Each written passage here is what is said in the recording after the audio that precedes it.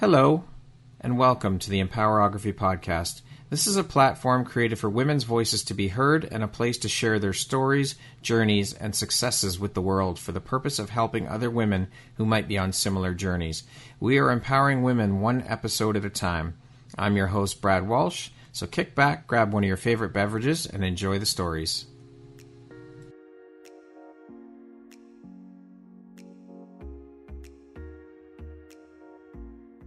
What if I told you your voice isn't just meant to be heard, but felt? There's a fire in your story, a truth the world needs, but too many are still whispering when they were born to resonate. I'm Brad Walsh, and I created a free masterclass called Empower Your Voice, 5 Secrets to Becoming an In-Demand Podcast Guest, because I believe your voice deserves a stage. If you're ready to speak with power, purpose, and presence, it's time to own your truth, be heard, and be unforgettable. Click the link in the show notes to sign up now. Hello there, Brad Walsh here, your host of the Empowerography Podcast, a platform that was created to help elevate and amplify the voices of women through sharing their stories. Today, my guest is Ann Jonas. She is known as the love messenger walking the Lotus Path. She is an intuitive healer, a body worker, a channel, a shamanic guide, a speaker, and an author. Welcome, Ann. How are you today? Thank you, Brad. I'm so excited to be here. I love the idea of empowerment as a way to be, to live as an empowered being. And I love that you, as this heart-centered divine masculine, is holding a container for the divine feminine. I'm honored to be here. I am honored to have you. I know that we've been trying to get this done for a little while, so it's nice to finally have you here in the space to share all the things, all the beauty, Ann Jonas and the love messenger. So with that being said, let's jump right in. So being a love messenger, love is the highest vibration on the planet. We all know that. So how do you guide people back to the frequency of unconditional love, especially when their hearts are broken or closed? I love this question. And what first it brought forth is that idea of feeling disconnected. And disconnection is often when we have a loss or when there's grief involved. And there's this idea that we feel unmet now with this separation, with this disconnection. And so when we have an opportunity to meet ourselves in that place, witnessing what the benefit, the learnings, the gleanings, even when it was an uncomfortable owiness, that we are then in gratitude. We're in gratitude for having had this person, this relationship, this dynamic. And guess what? Everything's going to change. I got a guarantee for you, you're not going to get out of this thing alive. No. Life. So the more that we allow, which is also when we allow, it can be owie, all out. Like when we're all in, when we allow it, there's likely going to be some pain, right? Yep, the sure. pain of feeling love and the pain of feeling fear, they're the same. It's how are you looking at it, right? Yeah. Yeah. So basically it's about meeting ourselves and having gratitude for everything and honoring that we are here choosing our path. So I love it. Beautiful. And so what messages does love want the world to hear right now, in your opinion? And how are you a vessel for those transmissions? You are love. Love is everything. How am I a vessel? Here's an answer that also calls us all in, because we're all a vessel. We're all a channel. We are all here to receive information. Literally, our eyes are taking in information, like they're taking in light and waves, and we don't even know what's going on in that eyeball brain of ours. It comes in upside down, and then we turn it correctly. Who remembers that from science? Physics, Everything's energy. Everything's energy. And so we are here as love to transmute love. I've been hearing things my whole life. Okay. Like whatever. And everybody has a version of the wind was talking to them, the plants were talking to them, animals were talking to them, voices. We always talk about, what about imaginary friends? These are all things that when we're not in the logical mind, when we're not separated by the veil of amnesia. Straight up, we're going right in, Brad. I love it. Let's do it. Let's lift the veil or peel back the curtains for everyone. That is exactly when we're a vessel, when we acknowledge, when we are recognizing it all comes from within. So there's this word we have in English, and I'm sure it translates into other languages. It's called understanding. Guess what? Then you're standing under something. What are you understanding? You're understanding in some cases, a dogma. Whose truth are you understanding? When we shift that and we speak to inner standing, then we're back to that vessel, right? Yeah. So for me, it's come in what one might say is chaotic and disorganized ways. People would say to me, "Oh, that's exactly what I needed to sit here." And I'd be like, "I don't know what I said." In a conversation, just rambling. Yep. Someone told me I was unofficially coaching before I was ever coaching. And it's about holding space. As a vessel, again, we are holding space for truth, holding space for listening to the whispers. But it's about being open to listening and hearing them, because that all ties into intuition and all of these things. And a lot of people, their intuition has been tamped so far down, they forget it's there, because we all have that gift. We all have the ability to intuit things.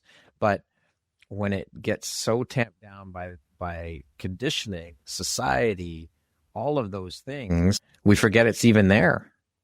But It's there within all of us. Here's this conversation back to removing the veil. We are born, we're choosing this life, okay? Okay, people, are you ready for this? Yes. You're a human being, and you are a spiritual being that is here having this human experience. Okay, you might know that because you're already hanging out with Brad. The next piece is then to remember that we choose to shrink our light to be in this form, and yet our light is expansive. Okay, so we have that. When we come in, as babies, we get that still. Okay, that veil is going to close. The amnesia is going to lock in. Except for this generation A, they have no veil. Have you seen the kids on the planet in the last 10 years? Yeah. And the generation before that, they're like, I don't think so. Like, I'm a Gen Xer. We had a veil, but there were a lot of us that were starting to say, wait a minute. Something's not right here. Yeah. So it's so exciting to have been able to witness this level of human awakening already, and the consciousness coming into being. And yes, inner knowing, understanding, intuition. It is not what you've been told. It is what you feel. That's right. That's right. And remembering. Absolutely. We're remembering, we're recognizing. It's funny you say remembering. I first heard it from Wayne Dyer in one of his Speechy Situations book, and that many have shared this story. And I wrote it actually in my chapter, Love is Everything, in the book Sacred Connection. This couple, they have a kid, right? And then their kid's 4 and they have another one. They have a baby, and the 4-year-old is, hey, can I have a minute alone with my baby sibling? And the parents are like, I don't know, alone. I'm not sure. Safety issues here. So they listen outside the room. And the 4-year-old says to the baby in the crib, tell me about God. I'm starting to forget. Shit. Wow. I've never heard that before. Yeah. Doesn't the God bumps fill you up? Yeah. That's crazy. So what does that mean? That means that we are aware. And if we are in nature and we are with animals, meaning that we are with anything that's not thinking about its consciousness self, it is being. Yeah. We're human beings, not human doings. That was one of the gifts of COVID. Yes, for sure. Absolutely. And the great awakening, as they say, it's just, it was powerful. Those 4 years, 3 years, 3.5, whatever it was, were such a gift to the world. But so many people didn't see it for that. Yeah. They just saw it as something terrible and horrible that's happened to humanity. And sure, there were a lot of tragedies, a lot of loss, life loss, financial, of course, absolutely. And that's not good. But I think when we take a step back and look at the overall picture, it was a beautiful gift for the world. It was needed at that time. And that's it. So I'm going to ask myself one of the questions you already asked me, because I'm listening to you and I'm like, oh, I'm going to play with this. COVID was its own Lotus Path. So what is the Lotus Path?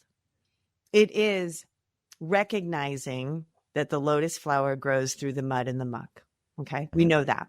When we transfer that to a human experience journey, the mud and the muck are the challenges, the uncomfortable events, the tragedies, the traumas. Okay? And we are recognizing that those things are important for our flower to blossom. We embrace it. And where are we back to? We're back to gratitude again. Yep. Circular. It all comes back. It's cyclical. Yep. Yeah. So this COVID experience was reminding us we're human beings, created a virtual world. Let me rephrase that.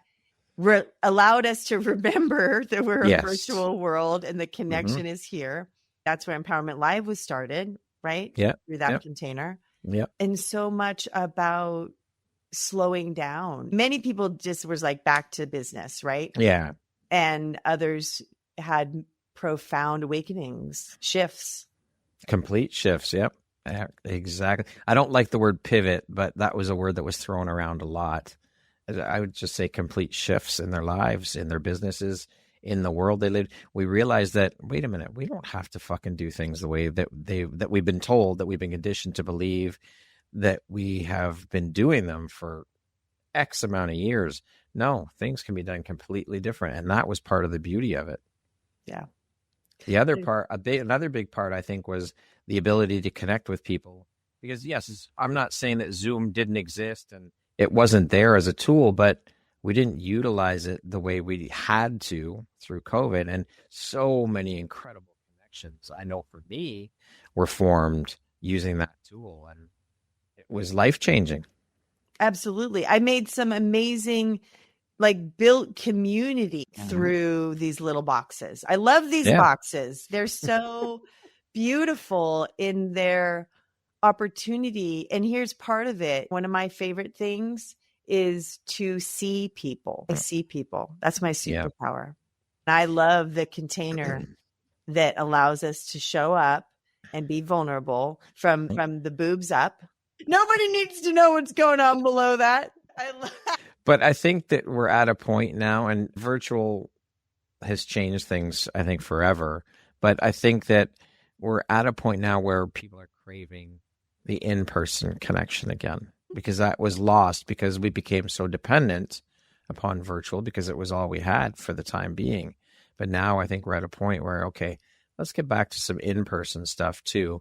Keep the virtual there because it's still needed. We can still connect with people in Australia, all over the world that we don't normally have the access to. So it's a bit of both. I think it's integrating both pieces now.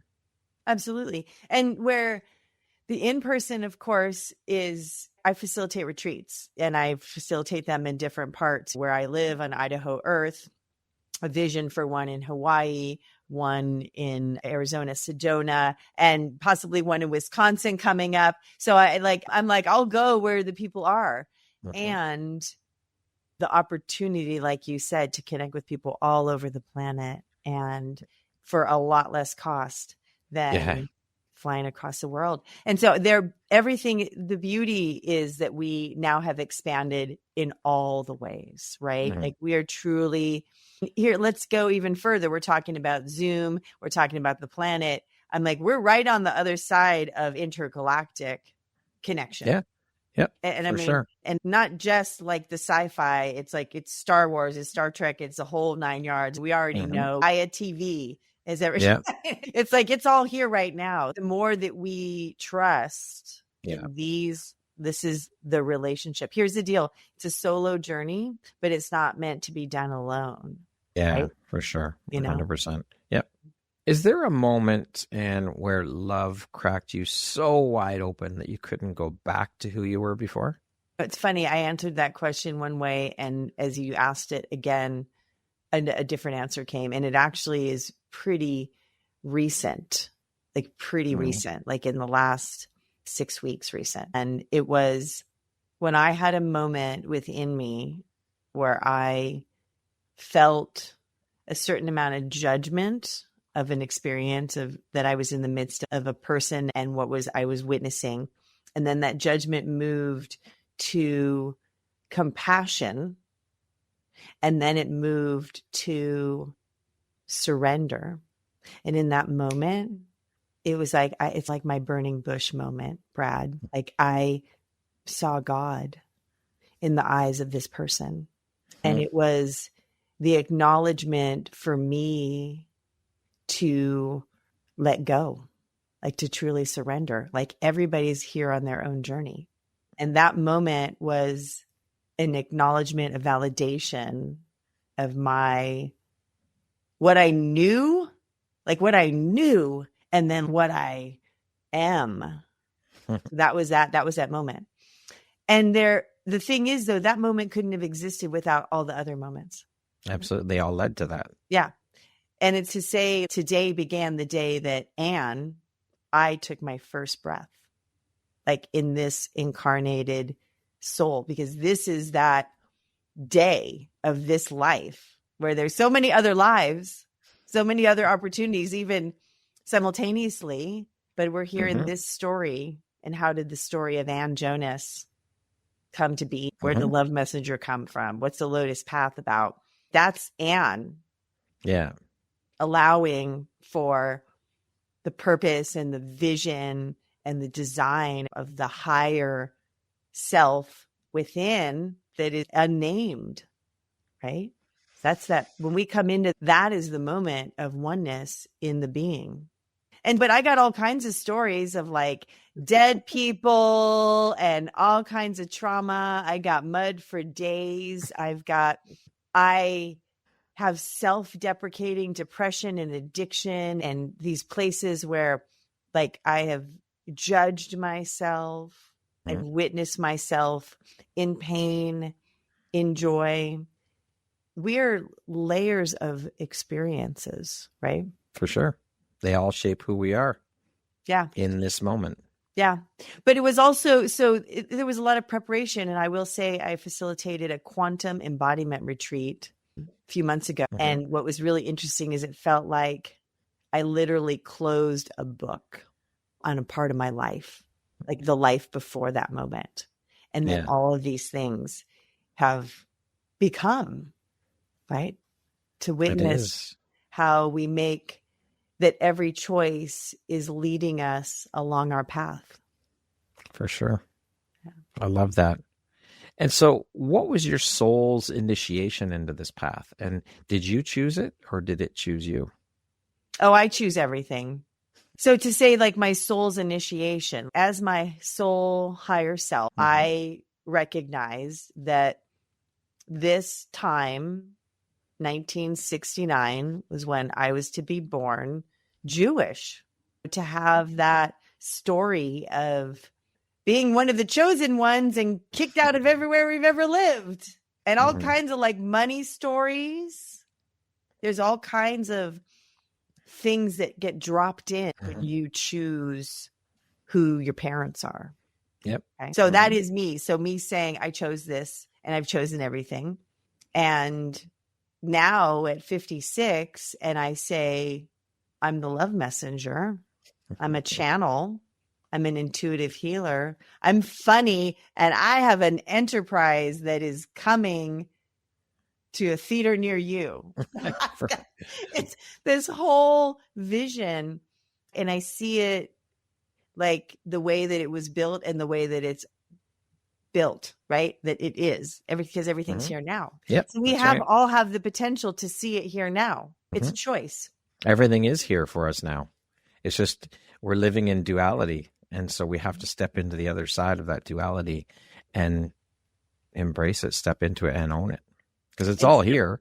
Right. We step from the duality into the oneness where it all comes in. And it's all about what direction are you looking at and what are you seeing? And We've heard it in so many different ways. Where your attention goes is what grows. That's what you're focusing on. It's truly believing, and it's not the words. It's interesting. I was just talking with somebody about telepathy tapes. You know about it? Have you heard about it? The telepathy tapes? So it's basically recognizing that it's a study essentially on autistic children having telepathic communication with their parents. Okay. And that all of the autistic kids have this relationship with this place, the hill, where they all go, which is their, like, when we think of AI, right, as the one mind. Yep. And so it's very interesting that we all have access. And when we stop talking and we listen, and I love to talk, don't get me wrong. Love it. Love it. Love the sound of my own voice. Love what I get from entertaining people.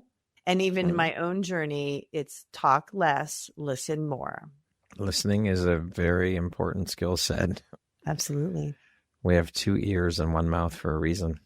Exactly. Use these things, people, not so much as this. Yes. Yes. And listen for what you want, what's really designed to come through, not what your mind thinks. And I'm saying I've watched myself do that my whole life, continuing to talk when people weren't listening or glazed over, or it's an interesting, and I'm a podcast. I love guesting. I'm going to host one. This is clearly, there's importance in what we're offering, and we're all here to listen to our own inner guidance, right? Not so much what I'm saying or any of your other guests or anybody for that matter. You get to decide how these words are landing in your being. For sure. And what to do with them. Yeah. So what does it mean to you to walk the Lotus Path, and how has that journey unfolded for you, petal by petal? As I was sharing before, walking the Lotus Path is recognizing that we are to go through the mud to get to the flower. Okay. And so what is the mud? The mud is our life. So when we are here recognizing that we chose these experiences, sacred contracts, right? Invited these things into our field. As we really deepen and trust that we are here to experience the life that we are creating, and we get to look and say, there's learning in here. To add to that, the Lotus Path is it's a structure, it's a foundation to build your life on. And so we have all of these mud moments that start out as basically a box. And there's a box that we have this experience. And then generally speaking, the experience is over and we close the lid on the box and we put it in the stack of boxes of our life experience. What happens is that we have all these boxes and we keep adding more boxes. And so the boxes, as they're weighing down, they're actually smushing because they're really empty boxes, right? They're a box. So the Lotus Path journey is the one that takes you back to the boxes, like the rear view mirror, right? In a car, and says, what was in this box? Okay, let's think what's in this box and glean from it. And then we fill it up with all this yummy mud and muck that we've witnessed. And then it's solid. And now it's a brick. And that is what's supporting us in building this foundation that is a gift. We are a gift. Our life is a gift. For sure. It's a choice to be on that Lotus Path. So there's no Y in my world, W-H-Y. I know there's a Y, right? This is a different kind of Y. This is the Y that says, why did this happen? Y is very disempowering, right? Yeah. Disempowering way to look at things. The letter Y, though, which starts the word you, is an I with a V on top. And that V represents two things. One is the valley of vulnerability, being willing to be vulnerable. And two is that's victor or victim. You choose. You choose. And you know what? Victim is a good thing because there's a lot of great stuff that happens in victim. And it gets you to the point where you also see that you're also the hero and you're also the villain. Love it. That Lotus Path is recognizing and understanding how we play these roles, how we set up our boxes and fill in our bricks, and how we have gratitude for and trust of the mud. Beautifully explained. Can you describe and share the moment you realized your gifts and that they were meant to be shared with the world? I feel like, that question, I feel like there's actually been layers of it. And it was like, I feel like I've been standing on a precipice waiting for my wings, and people telling me that I had greatness, exuded greatness, but I didn't necessarily feel it. I will say that the layers of relationships and experiences I've had. And there was a moment when my partner had passed away at about a week after she had left the planet. And the house was filled with all of our stuff, our 2-year-old's life, just all our lives. There was so much stuff. This giant mountain of empty boxes, because I just take the diapers out of the diapers.com box, toss it into the garage, and take the diapers in the box upstairs. So I never broke them down. They just built up. And I was like, what am I supposed to do? With my question was to, at that time, I felt like they were up there. And this big marquee showed up in these boxes. It said, Ann Jonas, author, life coach, inspirational speaker. And I was like, I like that. And I meant right now. What do I do at the house? What do I do with my life? So that was about 12 years ago now. And so there have been glimpses into it, into the moments of standing up. And when the love messenger came through, I've had a dream that all beings know love.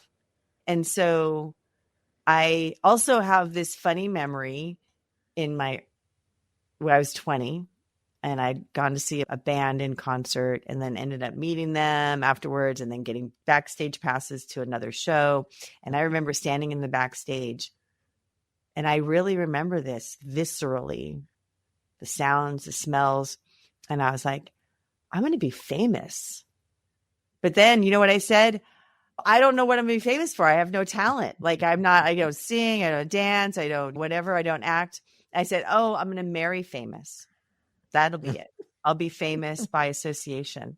And here I am 36 years later saying, as the love messenger, I desire that all beings know love. First and foremost, them, and then secondarily, the love messenger. I am here to be a part of this awakening of human consciousness. And I'm grateful that all these pieces have guided me into this remembrance. And there's the gratitude again, which is so important. Yeah. What would you say has been the greatest price you've paid for choosing to live as a vessel of truth, love, and spirit? Feeling rejected. I didn't like that. I don't think many people like that feeling of rejection. But I know people who are like, whatever, from the get, out from birth, from the womb. But yes, most people. But I will say that I remember one moment at a gathering, and I was talking about life and the way I was seeing it and the things I was doing. And it was all so yummy. And people were walking away, back to that talking too much thing. And I also I didn't understand. And someone was like, you're saying things I can't take, too much light. You're burning them. I was like, you're wow. burning too bright, baby. They need shades. Yeah. Yeah. I was like, wow, that sucks. I'd love for them to know what I have to offer. And so it was really, I had to get around the fact that everybody's ready when they're ready. And that there's taking people dragging them to the horse. Here, drink some water. No, they're going to drink when they want to. Yeah. Some just aren't ready for the message.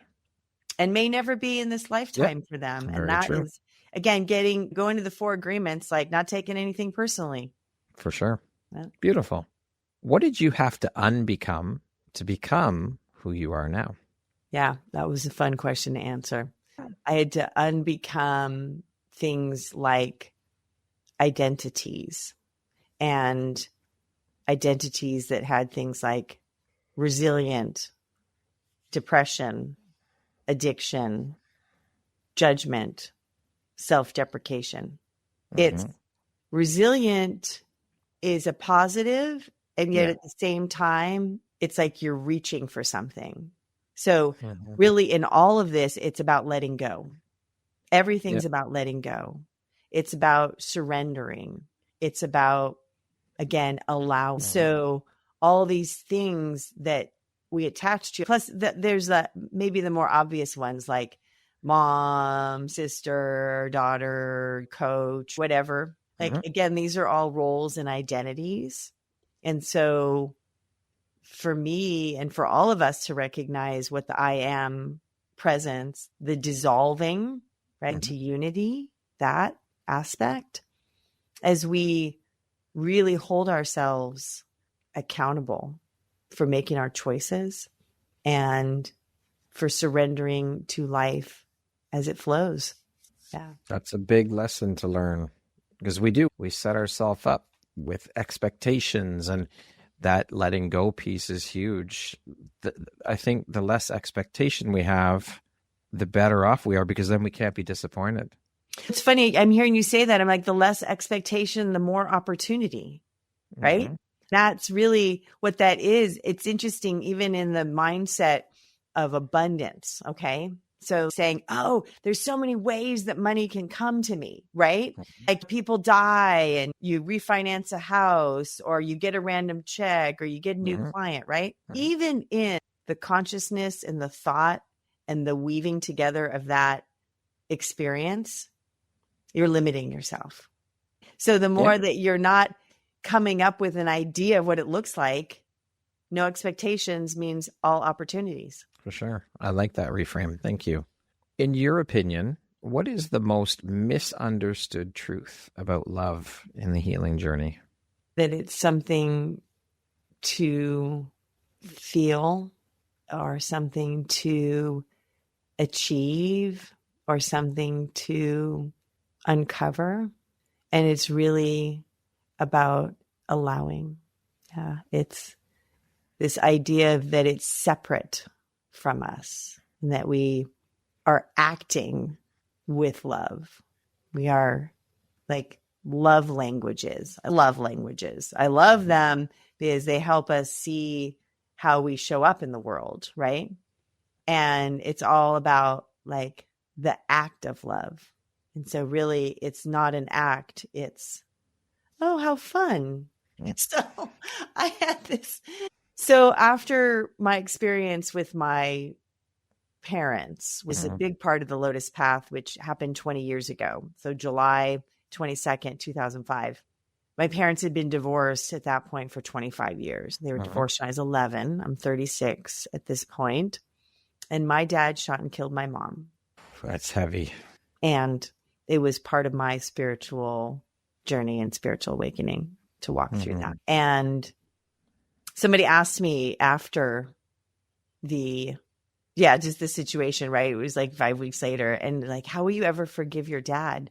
And I was like, I didn't know how to answer the question because I didn't feel like I needed to forgive him, but I didn't really understand.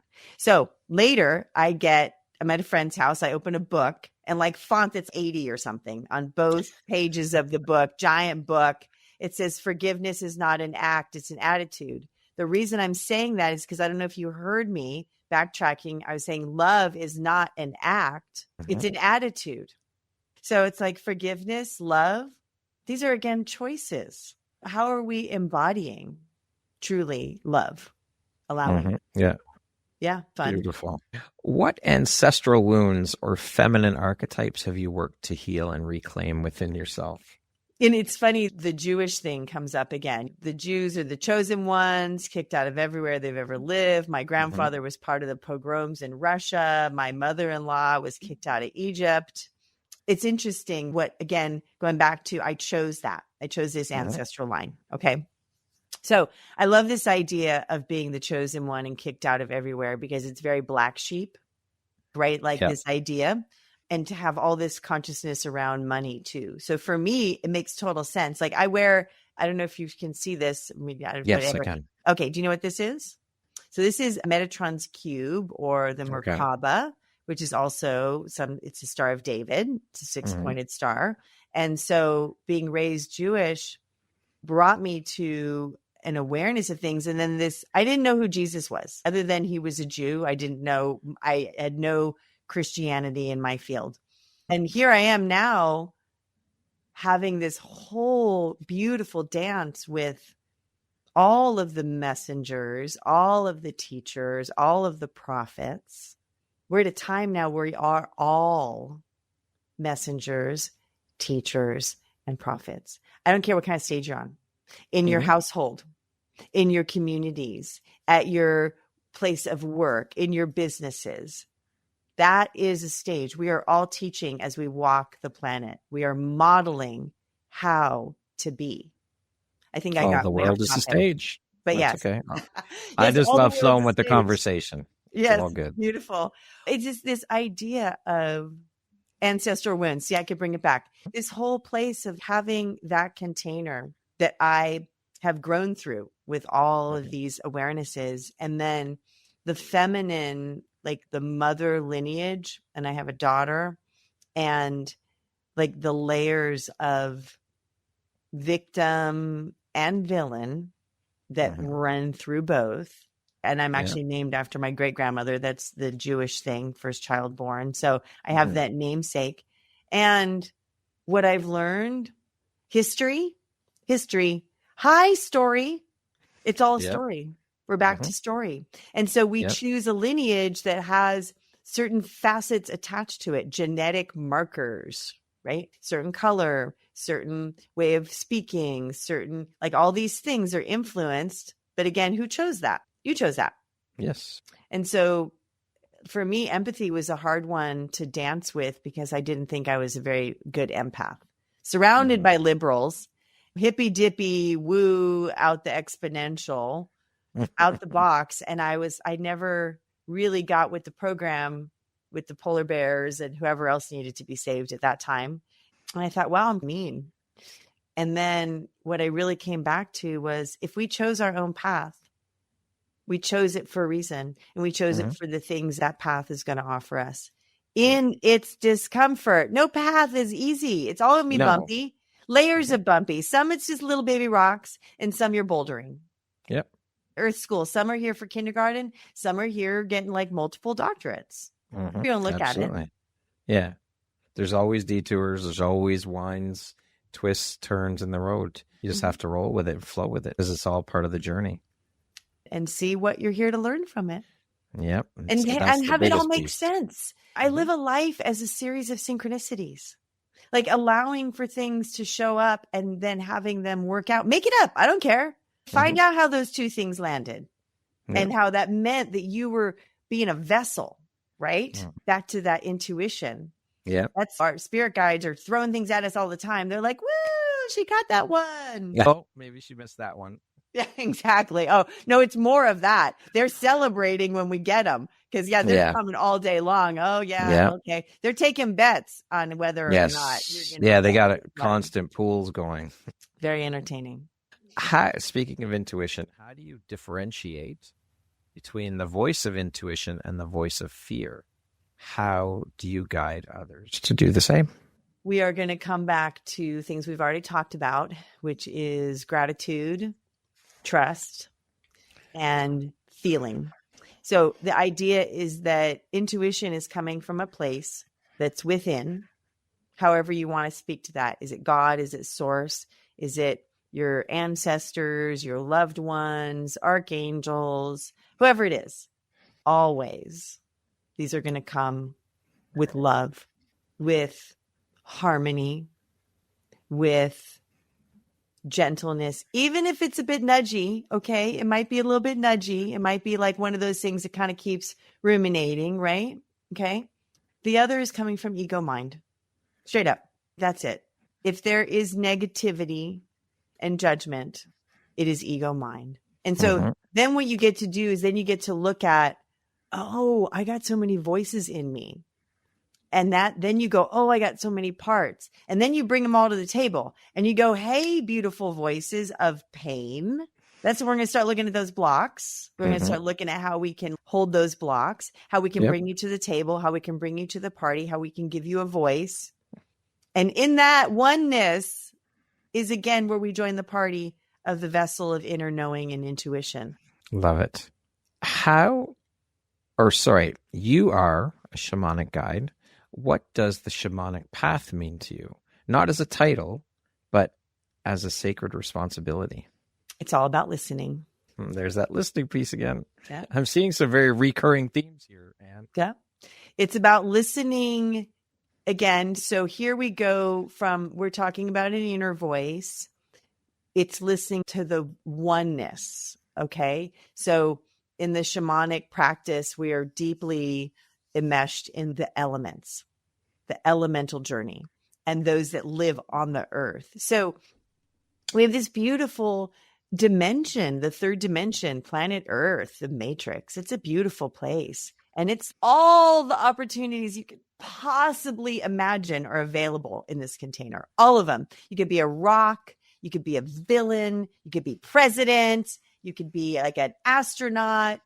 And you're going to get this gorgeous foundation, the planet herself, nature. And when we dance with nature and we watch nature and we see how trusting nature is, and we then look at the world as we know it, the education system and politics and religion and the business of medicine, and we look at all that. Okay. So here's the thing. The shamanic pathway is about listening underneath, right? And also recognizing that it's about reciprocity. Okay. Everything is about reciprocity. Everything that is good is going to have a bad attached. Maybe not for you, but for somebody else. So you don't have to be worried about the bad. It's about awareness. So that means that something bad that's happening is good for somebody else. Yep. So nothing's in a vacuum. Nothing is isolated, but everything's a ripple effect. So that's what this whole idea is, that we're all connected. Everything is vibing off of everything else. It's resonating. And here's the deal. You're going to resonate with who you resonate with. It's just, that's the way. It's not going to be everybody. Everybody's going to resonate where they're at. And that doesn't mean anything other than it's a reflection. And so it's about trusting, listening, witnessing, being with, allowing. Yep, that one too. Surrendering, letting go. The elements themselves are so potent. Each one has a gift and each one has medicine. And so what have the earth and the elements and the spirit realms taught you about wholeness? Beautiful. Essentially, fire, it gives us the opportunity to witness, illuminate, invigorate, and clear out all at once. Like, it's potent. It brings us light and it warms up food and it decimates. And when it decimates, everything that got burned down becomes fodder, all that ash. So fire is super powerful. So we need a sun. Like, that's part of our planet, has a sun. Just one sun, big, powerful one. So that is the idea with fire. Air is how we speak our truth and how we literally shine our light. Like, it's through our expression. And then, of course, the medicine is too much wind can blow shit over. Yeah. And you can be out of alignment when you're too hot-headed. So then you got the fire and we got the wind, right? So you add that combination swirl it all around. Earth is a beautiful thing. Earth is all about mothering, but most importantly, mothering self, Mother Earth. Yeah. And that's one of the biggest aspects of separation of the self is in the realm of mothering. That's one of the biggest keys, is when everything is outside of ourselves. And in speaking to women in general, men have no problem saying no or saying what they want to do. And that's a big part of, I feel, that this reclamation is saying yes to me. That might mean I'm saying no to you. Yeah. And that's not always fun, but that's that dance again. That's right. So earth is taking care of ourselves, and water, water is everything we've been talking about. Allow, surrender, let go. And if water goes unchecked, you're going to drown. If you don't, you're not managing a leak, you're going to lose stuff. So it's like how to go with the flow, but not ignore when it's like dripping or like coming down through the mountain, like you're in the valley of vulnerability and then whoosh. Yes. And in essence, I love this analogy of autumn and the trees. We're so worried about whether or not we're on time. If I wasted all my life not saying yes, not stepping in, not taking the leap, not letting go. Okay. Forget all that. It's all divine timing. But here's the leaves. There's not one leaf that yells out to the first leaf that falls on the ground. What are you, a go-getter? You have to be the first leaf to drop. Or there's one last one hanging on, and they're all there on the ground, all smushed around, and they look up and they're like, why can't you let go? So this is that place of when we witness and we are with earth and nature and the oneness of it all, we learn so much. We really do. For sure. We learn so much. Yeah. Love it. What is a ritual or spiritual practice that you return to again and again because it brings you home to yourself?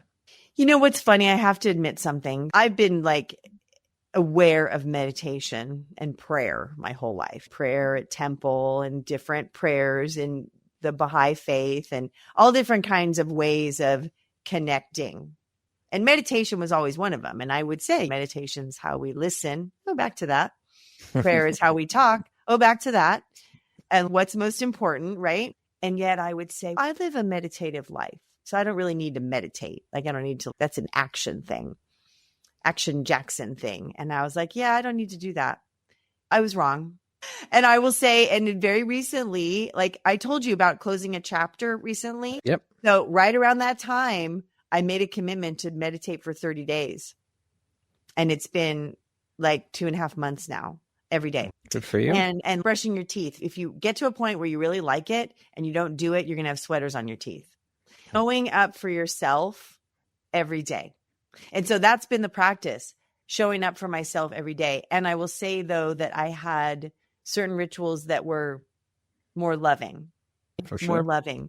And so this has been... But there are places I do come back to and have, because I've been fortunate enough to have them all my life for the most part, pets, animals, and nature. I always say I love watching my plants grow, and people are like, they look at me funny. How do you do that? I'm like, I watch their new leaves come alive. I witness like how their soil's doing. Oh, when they sprout a flower, like my African violet just put up some flowers. And I was like, oh my goddess. So these are the things I think we already talked about: slowing down, being with, breathing. Yep. The pause. The power is in the pause, for sure. Yeah. Did I answer that whole question? Okay. What do you believe is your role in the collective healing of the feminine, and how has that mission shaped you? You know, what's funny is that kind of back to that empath thing, like how I'm like, oh, I'm not a good empath.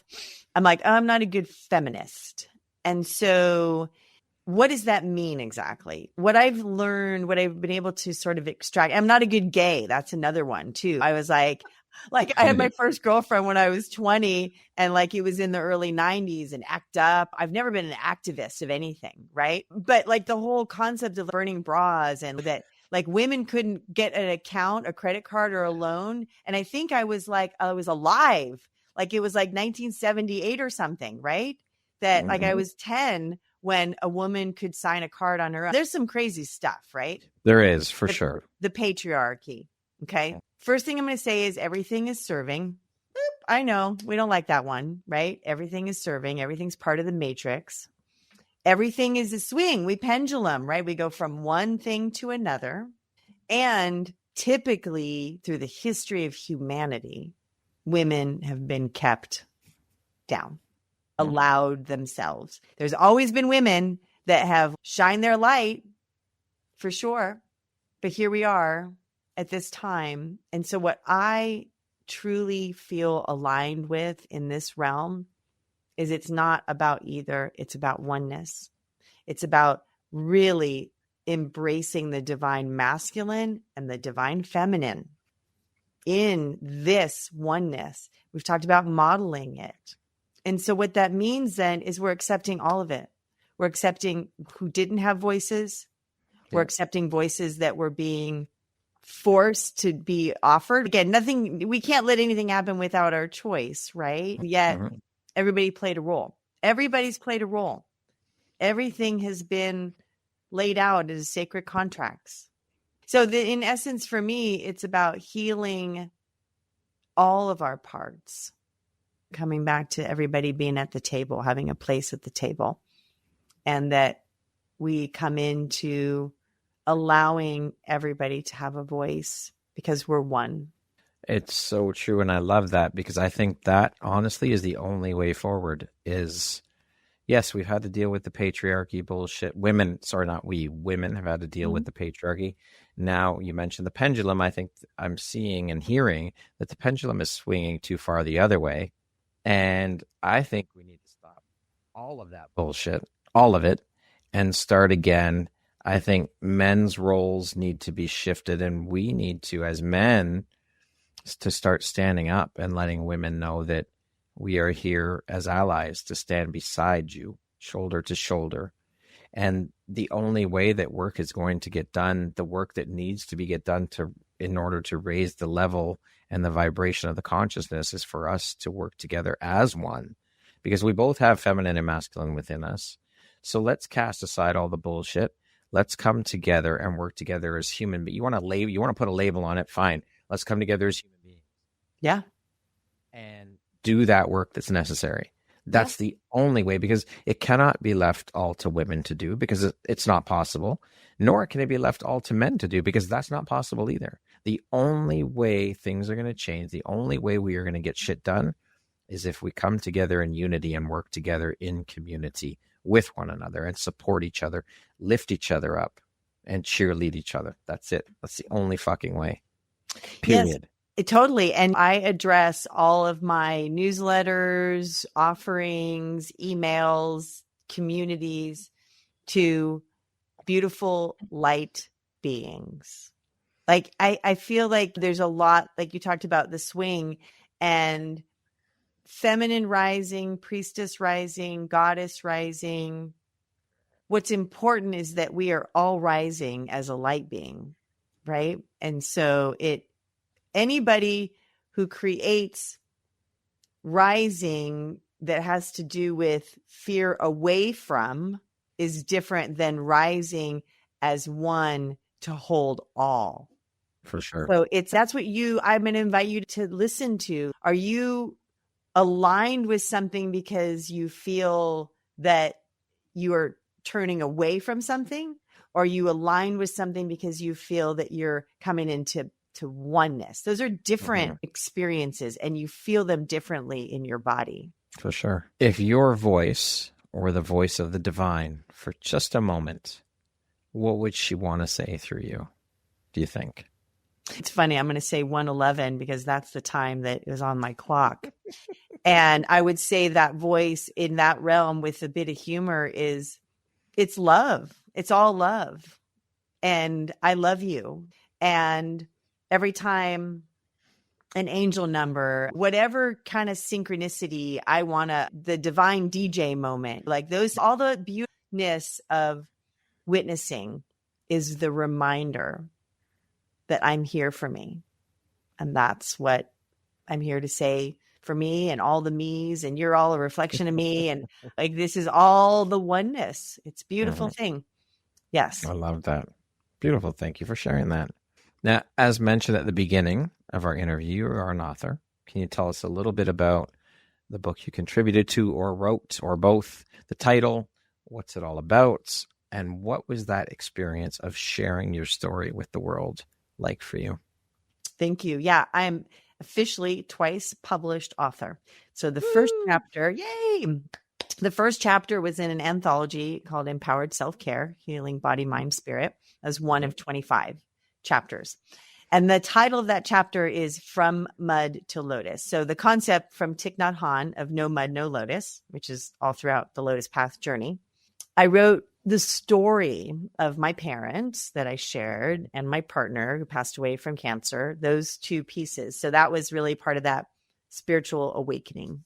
When I started Sacred Connection, so that was result of COVID, because all the things I was doing in person, the coaching, the body work, the workshops, the retreats, all that went away. I stepped into shamanic practitioner training, doing a little bit of that, but I didn't have anything going on.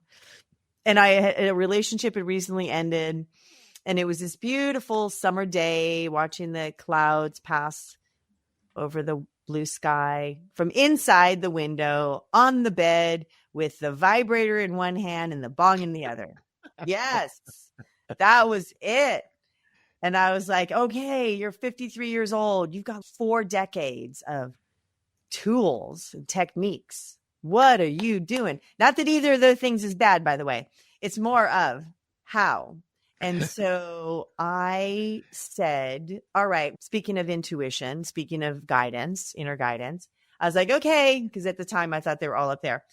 Come tell me in my dreams something. Give me, I don't know, show me something. And so the first night, nothing happened. I figured I'd do it again. And I did. And the second night, I basically wrote about the length of that first chapter, about 2,500 words. And interesting, we've already talked about it, how all those parts come together. Like I was willing to admit that I had all those parts and willing to show up vulnerably. Like this was my second coming out. Like I came out as gay 30 years ago, and now I'm spiritual. I'm God loving, right? So here I am now sharing all this. And then I was given this program, Sacred Connection with Self and the Divine, a 9-week webinar.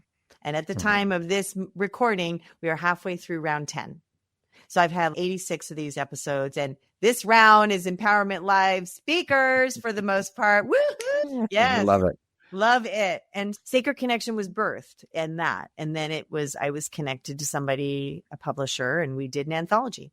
So that is the book I have now, a 7-chapter book, Finding Our Path to Deeper Connection with Self and the Divine. And I wrote the first chapter.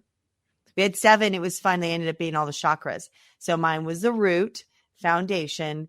Guess what? Love is everything. So yeah, that's the title of that. And that was my God reclamation journey, my spiritual seeking, my learning about how over time, like what that relationship was. Now I'm writing a book that is to be published this summer. It is in the workings, and it is essentially the way of the GILL. And it's about living a God-led life. And you, the I, has to be a part of that. You have to choose it. You have to choose to do what we've been talking about. Allow, surrender, witness, let go, have self-love. The most important. And the other part about this is that I came out as funny. Okay, Brad, you know I'm funny. I've been watching you laugh and crack up. So here's my first ever joke. What's a fish without an eye? I don't know. So that led to this and all of this. It led to the burning bush moment. It led to connecting to God. We all have access to live a God-led life. And I'm very excited to be putting this in print. And the future is a course and a program and a podcast is coming as well. Sacred Connection with Ann Jonas. So like you're getting me in this powerful year of brand new, like love it. Everything is reinvention. Reinvention. Exactly. Yeah. So that's my author story. Congratulations on all of that. Thank you. What do you think your unique skill set or superpower is that's helped you become successful? I would say trust, curiosity, and that I see things. Okay. Speaking of success, how do you define that word? What does success mean to you? My job is the joy of being. To me, success is living a life that's in alignment, that's about living life as a series of synchronicities.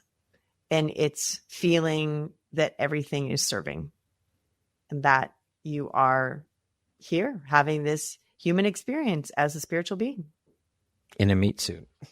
In a meat suit, exactly. Yeah. We are here to be in and of service to one another. That's a huge part of why we're here, all here. Yeah. And that's the thing. We're all teachers. We're all students, whether you embrace it or not, whether there's a lot of people that don't. No, most people don't. Most people don't. No. Yeah. Okay. It was for school. And yet, and it is. And absolutely that's okay. And here's the thing.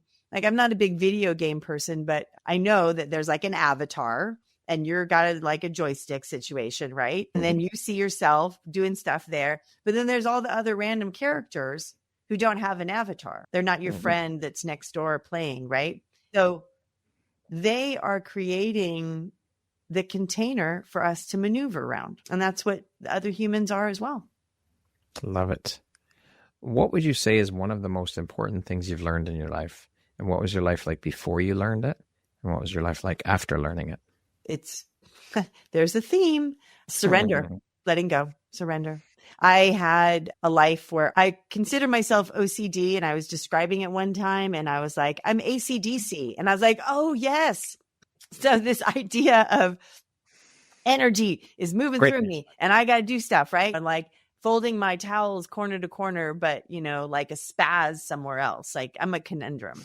The bottom line was that when I recognized that the places within me that felt fear, that felt disconnected, that felt angry, judgmental, lacking compassion, those places were parts of me that were essentially asking to be witnessed. And so when I discovered how to do that for myself and through all of the teachings, that allowed me to really trust in the now moment. Like when you're here, N-O-W, you W-O-N, you flip that.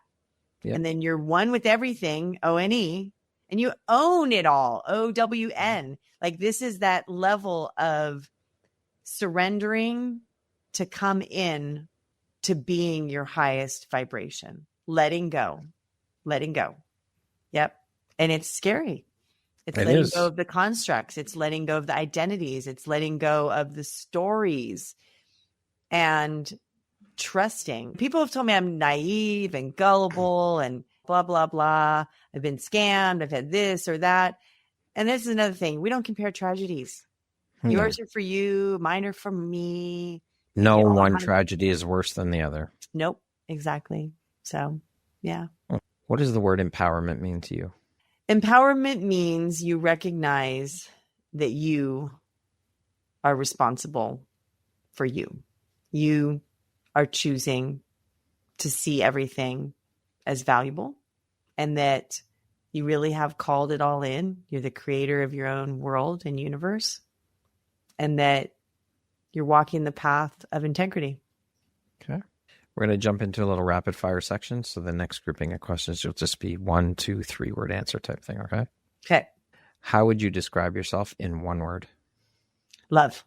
If you could be remembered for one thing, what would it be? Reminding others that they are love. If you could teach the world one thing, what would it be? There's a theme here. Love. John and Paul were on to something back in the 60s. As hippy dippy as it sounds, it's hammer. It's the hammer love, right? Yeah. That's the song. It was just in my head as well. Yes, it's Jesus. It's all Buddha. We need. It really is the foundation of everything. Yeah. And I did a chapter that was titled that. So, yep. Love is the answer to everything. Absolutely. And it's all we need. Yeah. What is one thing you love about yourself that is not related to your physical appearance? My humor. What is one word that defines the woman you are becoming? Light. And that concludes our rapid fire section. Now back to our regularly scheduled program.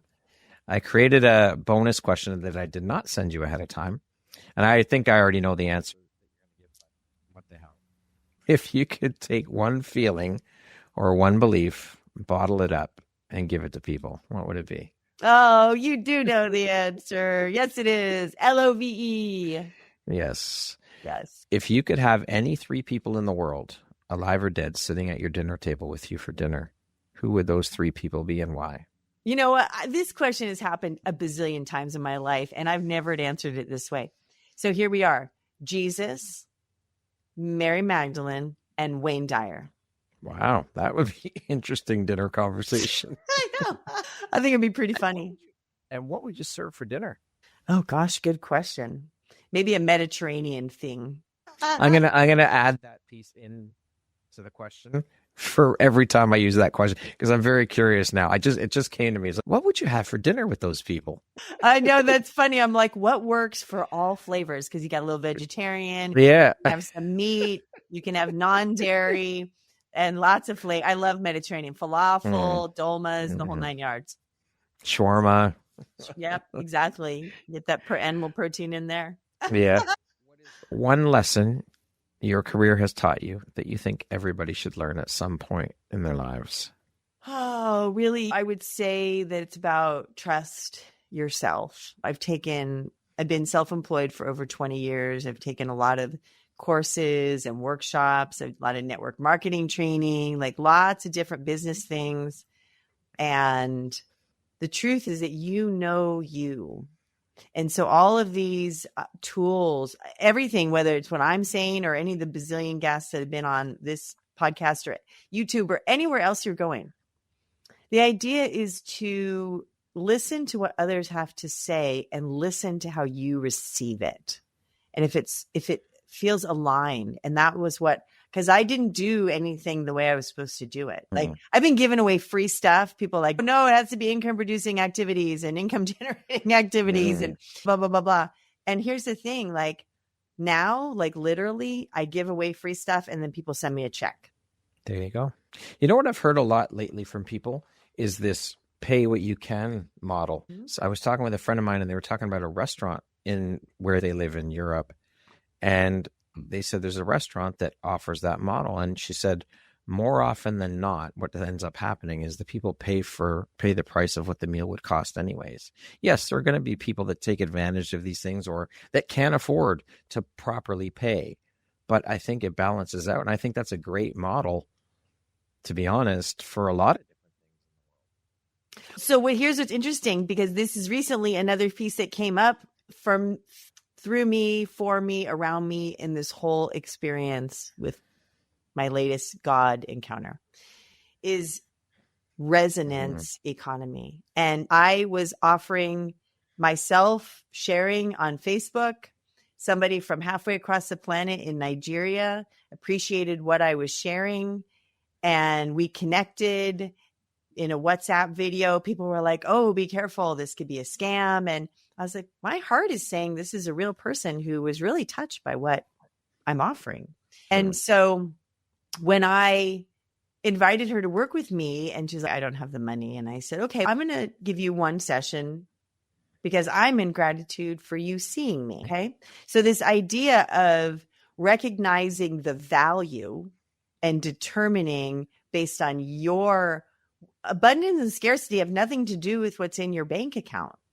No. It's how you feel, and then how much you are connected with who's receiving that energetic exchange, how much value you received from it, how you feel about yourself. Yeah, we have arbitrarily been pricing things. I've always done a sliding scale for the most part, and dancing around money and worth as a self-employed person. There's so many layers to it. But yes, I love this idea of speaking into how we show up as solopreneurs. And we can also call us like soulpreneurs, S-O-U-L. Soulpreneur is showing up first as what your soul is designed to offer. I'm not suggesting that everybody should do this or needs to do this, but what's wrong with doing it every once in a while to certain people, helping them out, being in and of service? The movie Pay It Forward. That was, what was that, like 15 years ago? The concept of, again, what you're going to offer here is going to serve them and it's going to ripple out for them. And then they might send people your way. That's that other business model, right? Yeah. And then you're over here and somebody else serves you. It's when, again, we're in this, it's reciprocal, and we're weaving together. We're weaving together, supporting one another, supporting the collective. Yep, for sure. Yeah. If you could step into my shoes, what question would you have asked yourself that I didn't ask you? I wrote nothing. Yeah, you've asked every possible facet, beautiful questions that offer not only my own opportunity, but to share. These are like questions that bring up answers for all people to listen in for. Yeah. Thank you. I received that. What is your why, Anne? Essentially my why, and I love Simon Sinek. I love the WHY, not the Y, the I with the V on top. I know. And the why of why do I do what I do? And I would say that what I've come to understand, and I would have never answered it this way before, is that it's about being. Yoda says there's no trying, right? Only do. And I say there's really no doing. It's being. And so my why is back to love. Like I really am here to be a reminder and be a part of, truly, I'm so excited to be a part of this team on the planet to help and support people to remember to become more of who they truly are. Like who you are is not anything to do with, for most of us, like what's on the outside. It's what's on the inside that propels through. And so absolutely, we get to redefine every moment. Yeah. I love it. If you had the opportunity to sit down and have a 1-hour conversation with one woman, any woman in the world, who would it be and why? It's so funny. I kept thinking about how to answer this question. And the person who keeps popping in is the Queen. And I'm so curious about what it was like to hold that kind of power and yet be such a power within her own energy. And to really talk to her about like when she left the planet and the message that since she's not on the planet, how we all stand as our own queen. Like we all stand in the power with power. And it's this idea of power versus force. We don't have to force anything. Again, back to the ripple, back to the model, back to the being. Yeah. Interesting. Okay.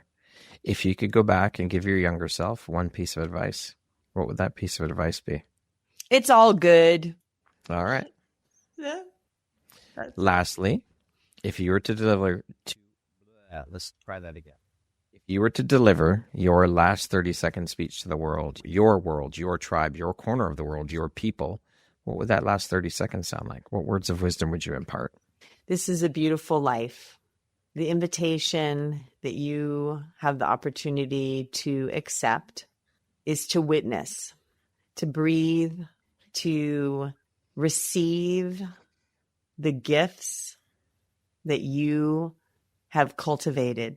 We are all here to serve, and that service is in the self, to recognize that your journey is here for you, by you, with you, and remember that all is serving and everything is part of the oneness of being.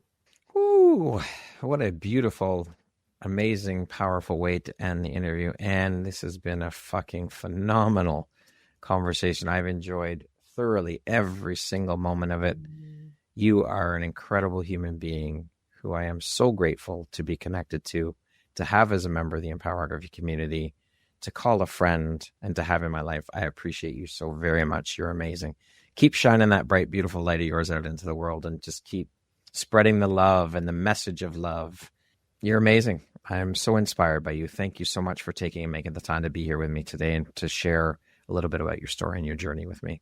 Well, Brad, like I'd love to say to everybody who's in my field, if you see me, you're as fabulous as I am. And that's the dealio. And I know your greatness goes in waves and ripples across this planet. And it's been an honor to be a part of your community. And I'm going to see you all in Toronto, right? That's happening. So I'm a little plug for Empowerment Live 2026, Toronto. Super excited to be wink, wink, one of the keynote speakers. Nudge, nudge, wink, wink. Yes. Honoring that this is what we are here to do. This is us together. Again, it's a solo journey, each one of us finding our own power and then unfurling it and sharing the space together. Love it. Beautiful. Once again, my name is Brad Walsh, host of your Empowerography podcast. Today, my guest has been Ann Jonas. She is known as the Love Messenger, walking the Lotus Path. She is also an intuitive healer, a body worker, a channel, a shamanic guide, a speaker, and an author. Once again, Ann, thank you so much. It was an absolute pleasure and honor having you on the show. Have a beautiful day. Thanks, everyone. Thanks, everyone. Love you. Thank you very much for listening to this podcast. If you haven't yet, please be sure to subscribe, rate, review, and share with all your friends. You can find me at visuphoria.ca, follow me on Instagram at Empowerography Podcast, and on Facebook at Empowerography. Please join me next time for another inspirational story from yet another amazing woman.